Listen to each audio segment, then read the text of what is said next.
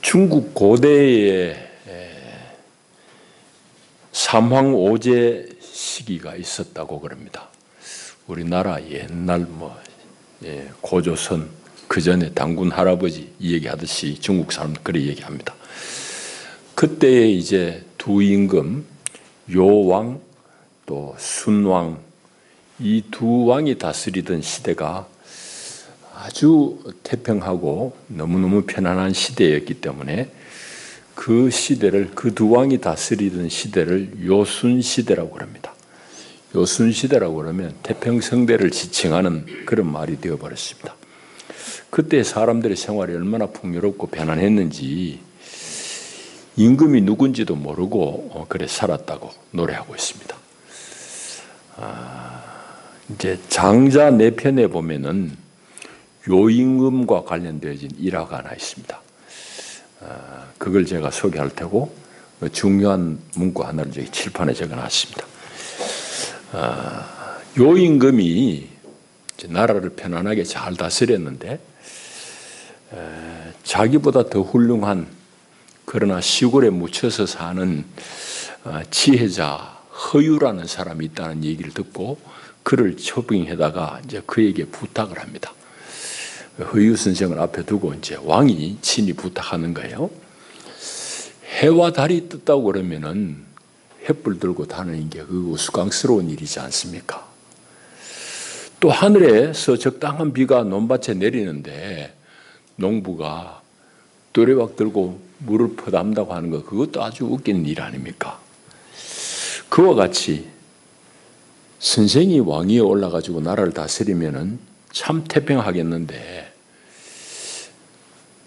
제가 이 나라를 다스린다 하는 것이 참 우스꽝스럽습니다. 그러니 허 선생께서 나라를 좀 다스려 주십시오 하고 그렇게 청을 했습니다. 그 왕의 청을 받은 허유가 대답합니다.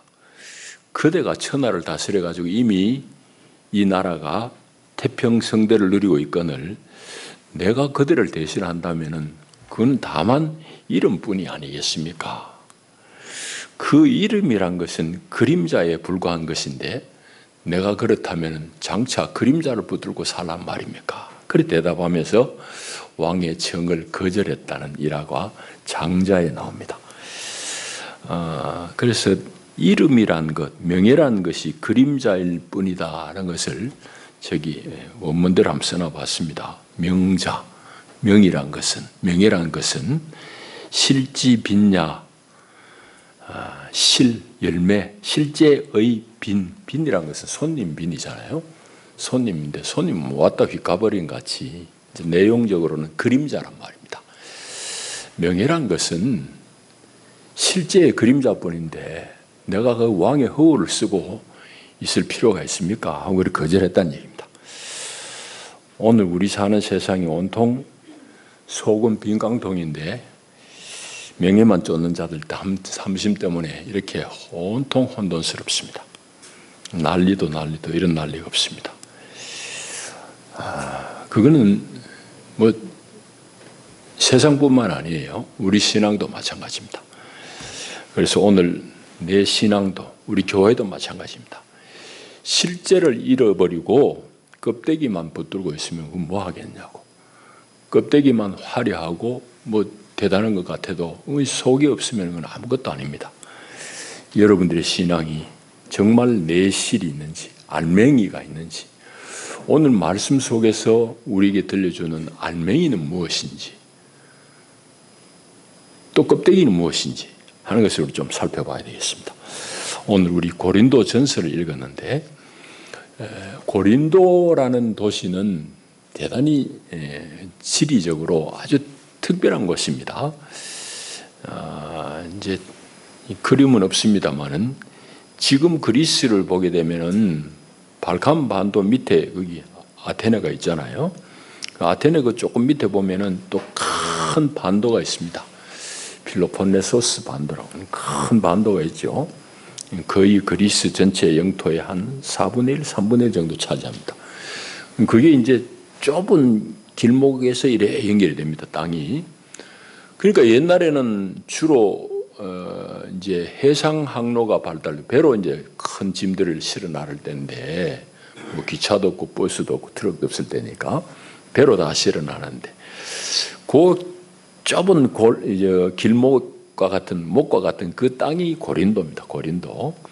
그러니까 이 고린도는 그 동쪽에 에게, 그 서쪽에 그 이태리하고 연결되어 있는 이오니아 해하고를 잇는 그 길목에 있는 도시가 고린도라는 도시입니다. 그러니까 해상 무역이 발달할 수밖에 없는 곳이죠. 그곳에 모든 짐들이 다 들어오고, 그럼 그 짐을 이제 육로로는 한 불과 10월이밖에 안 됩니다. 10월이면 옮기면은 동쪽 바다에 닿이고, 그렇게 이제 운송을 하는 겁니다. 지금은 물론 운하가 뚫려 있습니다. 옛날에는 기술이 없으니까 운하를 못 뚫고 그냥 그 육로로 이제 잠깐 이동을 하는 겁니다. 어쨌든지 그 고린도가 특별한 그런 위치 때문에 대단히 그 흥왕했던 아주 컸던 해운 도시입니다. 그게 이제 고린도. 돈이 많다는 얘기죠. 그게 고린도고. 고린도전서는 그럼 어떤 책이냐 하면은 고린도 교회에 보낸 첫 편지, 전서, 먼저 번 서신이다 이 말입니다. 고린도전서. 그 내용이란 것은 고린도 교인들이 바울 사도에게 이건 어떻게 하면 좋겠습니까? 저건 어떻게 하면 좋겠습니까? 하는 여러 가지 그런 질문에 대해서 바울이 답하는 형식의 그런 신앙생활 지침서와 같은 그런 성격의 책입니다. 오늘 우리가 읽은 건 7장의 한 부분이고, 7장 전체는 뭔가 하면은 결혼 생활에 대해서 고린도 교인들이 질문한 것에 대해서 바울이 답하는 내용입니다. 이제 고린도 교회는 고린도서를 가만히 읽어보게 되면은 이제 교인들 중에 성적인 부분에 있어서 대단히 양극단이 있습니다. 한쪽 편에는 아주 문란해요. 그래서 5장 1절을 가만히 읽어보게 되면은 희한한 일이 적혀 있습니다. 듣자 하니 이방인들 중에도 그런 일이 없을 텐데 어떻게 여러분들 중에는 아버지의 아내와 사는 자가 있다 하는도다, 이런 말이 나옵니다. 괴기한 얘기죠. 그러니까 말하자면 계모지요, 계모. 계모하고 같이 그렇게 관계를 맺고 사는 사람이 있다는 놀라운 얘기를 듣습니다. 그런 정도로 성적이 문란해요. 또 다른 얘기도 또 많이 나옵니다. 그 얘기 다 할 수는 없고. 그런데 7장 1절에 또 보게 되면은 그 반대편에 있는 사람들도 있습니다. 성도들 중에는 내가 예수님을 제대로 믿고 따르려고 그러면은 결혼도 안 해야지, 아주 금욕적인 생활을 해야지 하는 그런 부류의 사람들도 있습니다. 그게 이제 7장 1절을 보면 그런 내용이에요. 그런 질문을 하는 것을 듣고 바울이 7장에서 정상적인 결혼 생활은 어떤 것이어야 되는가에 대해서 쭉 쓴 것이 7장입니다. 우리 글로 읽으면 1절이 바울의 한 말 같아요. 그러나 바울의 한 말이 아닙니다. 너희가 쓴 문제에 대하여 말하면은 작게 돼 있죠. 너희가 쓴 문제, 너희들이 나한테 질문한 것은 남자가 여자를 가까이 아니함이 좋다고 하지만은 하면서 2절부터 바울의 얘기, 바울의 답변이 쭉 나옵니다. 본래 그런 내용이에요. 그러니까 1절의 내용은 고린도 교인들 중에서 대단히 금욕적인 사람들이 우리가 하나님을 제대로 믿으려고 그러면 남녀간에 이거 떨어져가지고 관계를 안 해야지, 그렇게 한다는 사람이 있지만은 사실은 그게 옳은 게 아니다 하면서 2절부터 쭉 나옵니다. 이게 이제 전체적인 7장에서 결혼에 대해서 얘기하는데 바울은 대단히 현실적이고 균형 잡힌 그런 지침을 내립니다. 그게 이제 5절까지만 읽어도 그걸 알 수 있어요. 그래서 2절에 보면 음행을 피하기 위해서 남자들은 아내를 두는 것, 그거 좋다. 또 여자들은 남편을 두는 게 좋다. 단 서로에 대해서 결혼을 했다고 그러면 자기 몸 자기 것이 아니니 상대방을 배려해라는 얘기와 함께 5절에 보게 되면은 서로 분방하지 말아라는 얘기도 여기서 나옵니다. 이런 단락에서, 이런 문맥에서 나오는 거예요. 분방이라는 방 따로 쓰는 걸 말하고, 또 조금 더 쉽게 또 확장시키면은 별거를 얘기할 수도 있고, 뭐 요즘 얘기하는 뭐 졸혼 이런 것들도 다 포함이 됩니다. 그래서 하나님 앞에 특별히 정한 기간 동안 기도하기 위해서 따로 사는 것은 허용되지만은 그러지 않으면은 남자 여자 결혼했다고 그러면 분방해서 별거해서는 안 된다 하는 이제 그런 말씀입니다. 그런 얘기가 쭉 이제 이어집니다. 여러 가지 얘기가 결혼에 대해서 더 얘기가 이어져요. 그러니까 어쨌든 바울의 이 답변은 대단히 균형 잡힌 그런 시각을 가지고 있다는 걸 알 수 있습니다. 오늘 본문은 그 결혼 얘기를 하는 중에 아주 중요한 대목을 언급합니다. 이거는 결혼 문제뿐만 아니라 성도가 마땅히 세상을 살 때에 어떤 삶의 자세를, 어떤 관점을 가지고 살아야 되느냐에 대한 말씀입니다. 대단히 놀라운 말씀이에요. 이 성도의 기본적인 세상의 삶의 자세, 거기에 대해서 말씀하는 거예요. 결혼을 포함해서 우리 일상의 삶을 어떻게 살아야 될 것인가? 근본적인 태도, 자세를 언급하는 거예요. 한마디로 얘기하면은 우리 성도란 것은 종말의 때를 생각하고 살아야 된다는 그런 말씀입니다. 그러니까 우리 인생을 보는 관점 자체를 새롭게 정립시키는 거죠. 그런 내용이 오늘 읽은 우리 본문입니다. 자, 그러면은 대략적인 말씀을 했고 오늘 본문을 한번 살펴볼 차례인데 전체적인 내용을 얘기하자면 이렇습니다. 29절 상반절에 보게 되면은 바울이 중간에 5가지 권면을 해요. 이 권면들이 다 이제 통하지만은 이런 권면을 하는 대전제를 먼저 얘기하고 있습니다. 그 대전제가 이제 29절 앞에 나와요. 형제들아, 내가 이 말을 하노니 그때가 단축하여진 고로 이럽니다. 그때가 단축하여진 때문에 내가 이런 말을 여러분들에게 권면합니다. 이 말입니다. 그러니까 그때가 단축해졌다는 거예요. 이게 이제 이런 권면의 전제입니다. 그래서 이제 29절 하반절부터 31절 상반절까지는 권면의 내용입니다. 5가지인데 이제부터는 안에 있는 자들은 안에 없는 자같이 살고 우는 자들은 울지 않는 자같이 살고 기쁜 자들은 기쁘지 않은 자같이 그렇게 살고 매매하는 자들은 없는 자같이 살고 세상 물건 쓰는 자들은 다 쓰지 못하는 자같이 그렇게 살아라 이 말입니다. 그런 이제 5가지 권면이 있는데 그걸 요약하자면은 뭐 아닌 듯 혹은 있어도 없는 듯 그래 살아라 이 말입니다. 자, 그런 말씀이고 자세한 내용은 좀 더 살펴보겠습니다. 31절 하반절에 보게 되면은 이렇게 권면하는 이유에 대해서 이제 말씀합니다. 그 이유는 뭔가 하면은 이 세상의 외형은 지나가기 때문이다. 이 세상의 외형은 다 지나가기 때문이다. 그런 이제 말씀하고 있습니다. 자, 이제 이렇게 우리가 전체를 읽었었는데 조금 중요한 대목 단어들을 우리가 해석하고 알아야 될 필요가 있습니다. 29절 위에 앞에 나오는 그때가 언제냐는 얘기입니다. 그때가 단축하여진 고로, 그때가 짧아진 고로 이 말인데 그때 여긴 뭐 제가 종종 말씀드린 그 카이로스를 말합니다. 호카이로스. 이건 카이로스는 그냥 뭐 올해 뒤에 내년 뒤에 후내년 뭐 그런 의미가 아닙니다. 그거는 시간이라는 의미의 크로노스인데 여기는 지금 크로노스를 쓰지 않고 카이로스, 뭔가 하나님께서 의도한 때를 말합니다. 그러니까 영어로 읽으면 정한 때, 뭐 하나님이 정한 때죠. 하나님의 정한 때가 단축하여진 거로 가까이 왔으므로 이 말입니다. 그러니까 이 하나님의 정한 때는 어떤 때를 말합니까? 예수 그리스도 다시 오시는 재림의 때를 말합니다. 그건 또한 이 세상을 평가하시는 심판의 때를 말합니다. 그때가 가까워진 거로 이 말입니다. 이게 대전제예요. 근데 그 다음 말을 또 우리가 읽어봐야 됩니다. 이후부터라고 번역되어 있습니다. 이후부터.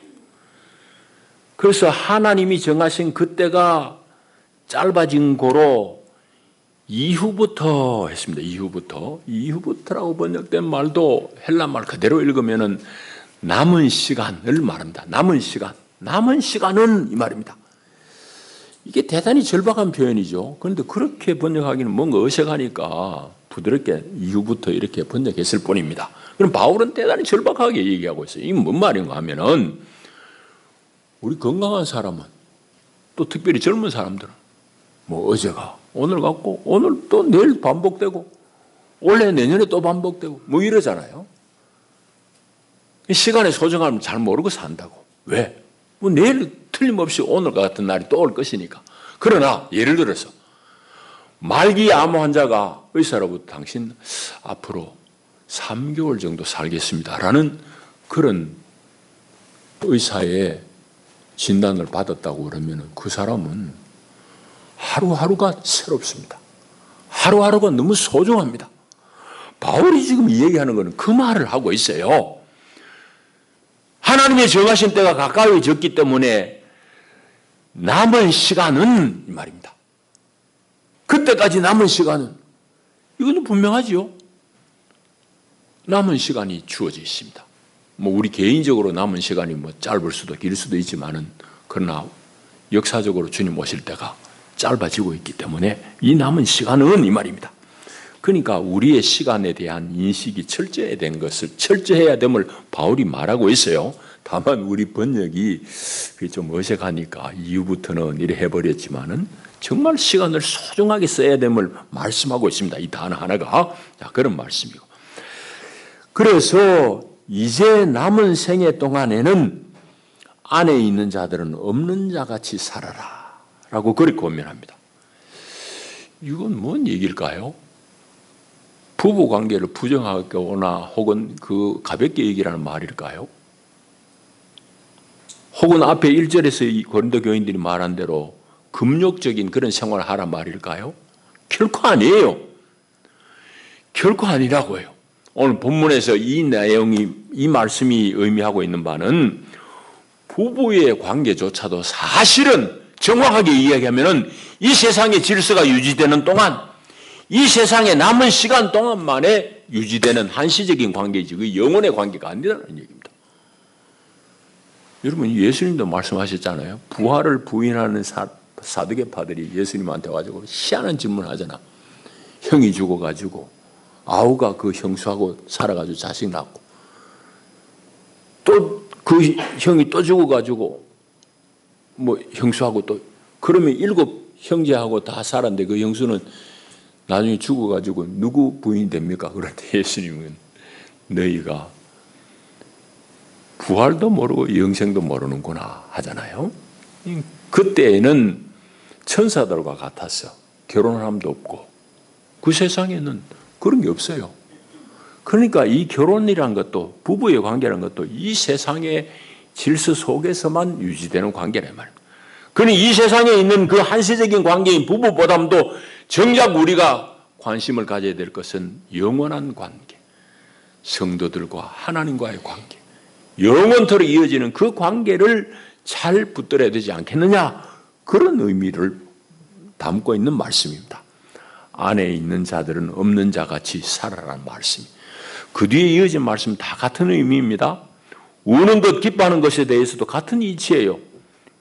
우는 자들은 울지 않는 자같이 살아라. 기쁜 자들은 기쁘지 않은 같이 살아. 이 말이 감정 없이 목석같이 살아라. 그 말이 아니에요. 결코 그런 말이 아니라 오히려 그 반대의 의미예요. 그 말은 현재 슬퍼하는 자들이 있느냐. 그 슬픔조차도 짧은 기간 동안에만 주어진 슬픔이다. 또 네 기쁘냐? 기쁜 것도 마찬가지. 역시 한시적이다. 그러니 거기에 너무 푹 빠져가지고 함몰되어가지고 네 마음 다 잃어버리고 마음의 평정을 잃어버리고 그래 살았어야 되겠느냐 이 말입니다. 그런 말씀이고, 그 다음에 이제 물질과 관련되어진 그 권면입니다. 이제 매매한다고 얘기하고 세상 물건을 쓴다고 얘기하는데, 우선은 세상 물건을 쓴다는 말도 원문을 읽으면 세상을 쓰는 자들은 이 말입니다. 세상을 쓰는. 여기는 이제 세상을 쓴단 말이 어색하니까 또 세상 물건이라고 번역했을 뿐이에요. 그런데 사실은 우리가 세상을 쓰는 거죠. 하나님이 장만해 놓은 이 유니버스, 코스모스를 쓰는 겁니다. 이 우주를, 세상을 우리가 쓰는 겁니다. 자, 그런 의미에서 세상을 쓴다는 의미를 이해하면 됩니다. 매매하는 자들, 물건을 사고 판다 이 말입니다. 물건을 소유하는 사람들도 없는 자같이 그래야 되고, 세상에 사는 사람들, 세상을 즐기는 사람들도 그것 다 쓰지 못하는 것 같이 그래 살아야 된다. 이 말씀 마찬가지입니다. 이것도 역시 마찬가지 의미인데, 결국은 영혼의 관점에서 보면은 이 땅에서 내 소유든지 내가 누리는 그 누림도 전부 한시적이라는 말입니다. 제한된 시간 속에서 누립니다. 이 말입니다. 그렇기 때문에 이 세상 혹은 이 세상의 소유에 대해서 사로잡혀 사는 것은 대단히 어리석다, 지혜롭지 못하다 이 말입니다. 오히려 영원한 하나님 나라를 붙잡아야 된다는 말씀을 함축하고 있습니다. 오늘 이 본문 말씀은. 그래서 이런 말씀을 쭉 하는, 이런 권면을 하는 이유, 조금 전에 얘기했듯이 이 세상의 외형은 지나감이니라 했습니다. 이 세상의 외형이라고 번역된 말, 우리말로는 겉모습 이렇잖아요. 외형, 스케마라는 말을 번역했는데, 이거는 세상의 현재 모습 혹은 세상의 지금 성격, 성질 이런 게 다 나중에 변한다 이 말입니다. 그래서 이 세상의 현재 모습도 역시 한시적이에요. 이것도 다 변한다는 얘기입니다. 그러니 이 세상에서 네가 뭐 얻었든지 가졌든지 뭐 누리든지 그것도 영원한 거 아니야. 그러니까 그건 너무 집착하지 말라는 얘기입니다. 요한일서 2장의 말씀하고 아주 잘 통하는 말씀입니다. 요한일서 2장 15절에 보면은 이 세상이나 세상에 있는 것들을 사랑하지 말라. 누구든지 세상을 사랑하면 아버지 사랑이 그 안에 있지 아니하니 이는 세상에 있는 모든 것이 육신의 정욕과 안목의 정욕과 이생의 자랑이니 다 아버지께로부터 온 것이 아니요 세상으로부터 온 것이라 하면서 17절 말씀, 이 세상도 그 정욕도 지나가되 오직 하나님의 뜻을 행하는 자는 영원히 거하느니라. 그렇게 말씀합니다. 이 세상도 정욕도 다 지나가는 거예요. 오직 하나님의 뜻을 붙잡는 그 사람만 영원하다. 그런 말씀을 합니다. 오늘 이제 31절 하반절의 말씀은 바로 그런 의미로 우리가 들을 수 있습니다. 자, 그렇게 읽으면 우리 본문 다 읽은 거예요. 이제 우리 얘기를 좀 하십시다. 오늘 여러분들은 다 세상을 살면서 무엇을 붙들고 삽니까? 우리 젊은 청년들은 외모를 많이 신경 쓰겠죠. 뭐 그것 다 한때입니다. 다 한때인데 어쨌든 젊을 때는 그렇게 멋내는 것에 신경을 많이 쓸 때가 있습니다. 어른들은 어떻게 삽니까? 뭘 붙들고 삽니까?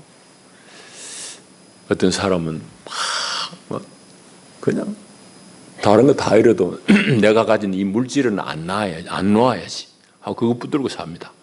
세상 끝날까지도 이 물질이 내 힘이니까 이거 안 놓으려고 그런 사람도 있고, 저기 이제 장자에 나오는 대로 세상의 명예만 붙들고 명예를 얻으려고 애를 쓰는 사람, 그런 사람들도 꽤 많아요. 하여튼 뭐 이름 거는 데는 명함에 보면 한 10가지 뭐 이런 사람들 들어들어 있습니다.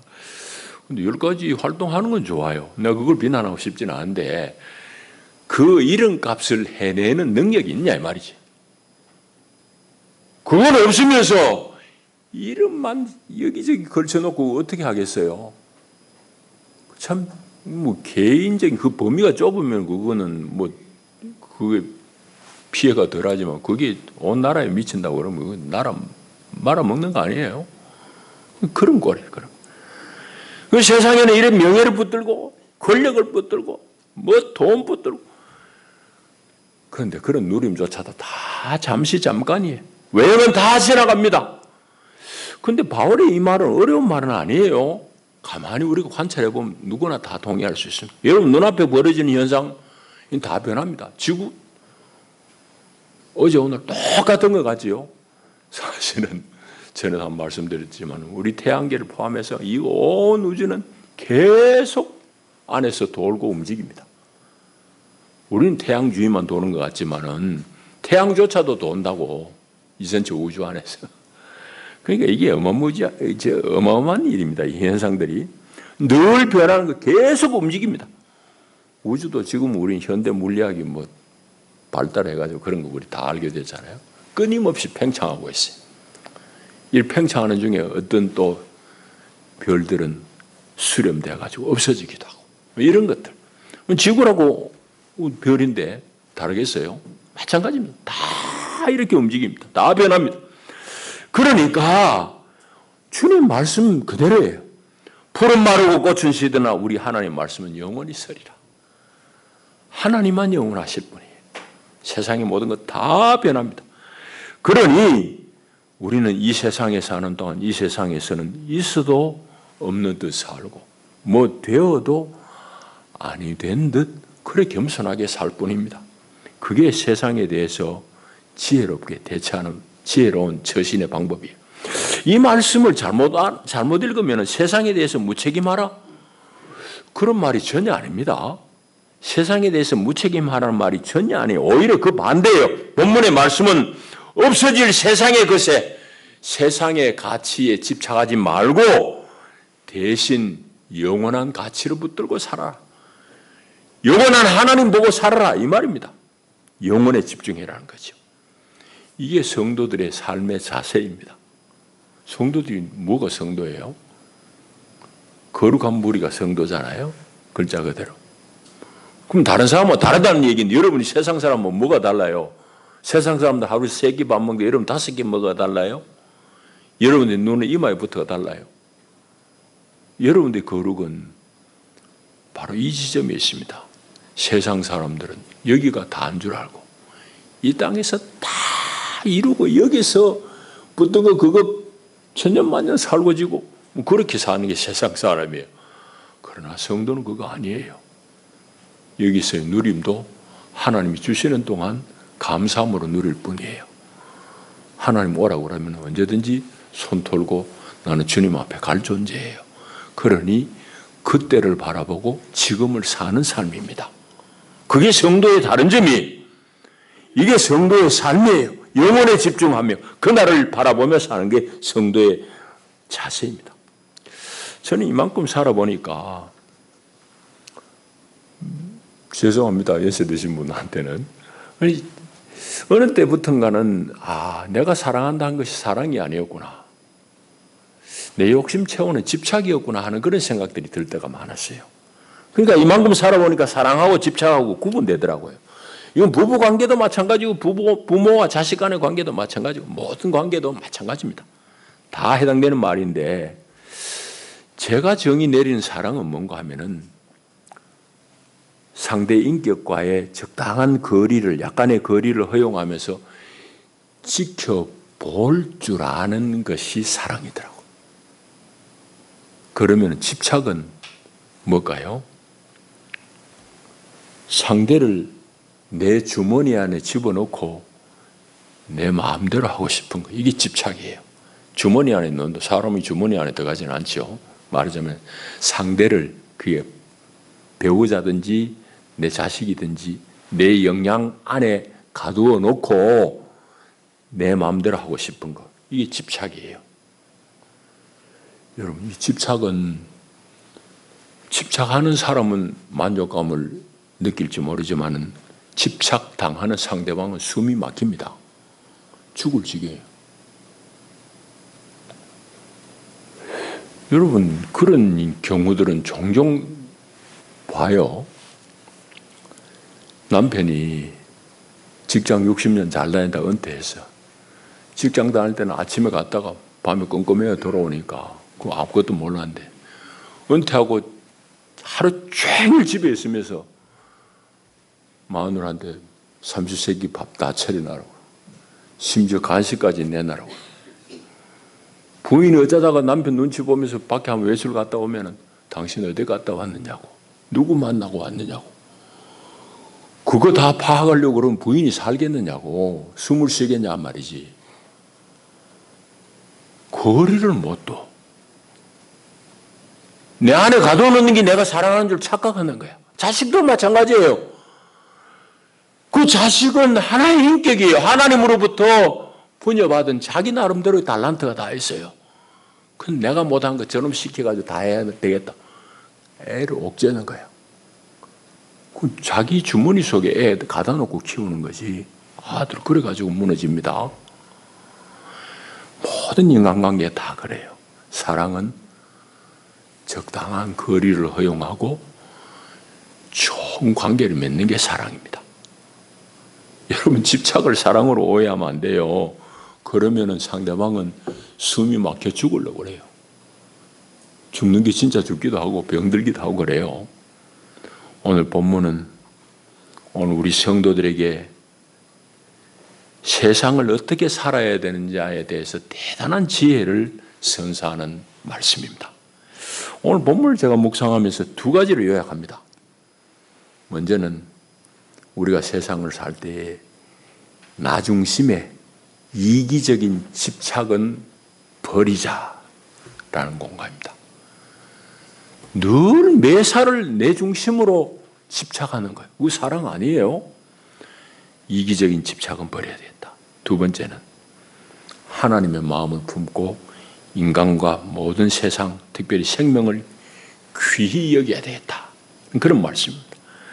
세상에는 얼마나 논리를 가장하면서 하나님의 생명을 무시하는 반생명적인 세력들이 많은지 몰라요. 그 사람들 드러내놓고는 다 발전을 이야기하고 성장을 이야기하고 그럽니다. 내면에는 인간에 대한 존엄이 없습니다. 교인들은 그거 반대해야 돼요. 당연히 반대해야 되지. 그런데 우리도 다 넋을 잃어버리고 아이고 성장 그래야지 할 수 없지 이러고 있습니다. 그러니까 그 죽어가는 사람들 어떻게 하겠냐고. 교회가 거기에 대해서 관심을 안 가지고 있으니 이 세상이 어떻게 되겠냐고요. 이제 말씀 맺겠습니다. 저는 오늘 노래한 9장 찬송 특별히 4절 가사가 참 좋아요. 고난도 슬픔도 이기게 하시옵고 영원에 잇대어 살아가게 하소서. 영원에 잇대어 살아가는 삶. 지금 여기가 다가 아니에요. 여기는 슬픈 일을 겪기도 해요. 기쁜 일이 있어요. 내가 가진 것도 있어요. 그러나 이건 영원은 아니에요. 영원을 늘 바라보고 영원에 잇대어서 지금의 삶을 사는 것. 그 찬송이 참 좋다고요. 여러분의 지금의 삶이 어떠하든지 거기에 너무 함몰되지 않기를 바랍니다. 왜? 지금 현재 여러분의 삶이 형편이 전부도 아니에요. 그게 또 여러분의 생애 전체를 관통하는 것도 아니라고, 영원도 아니라고요.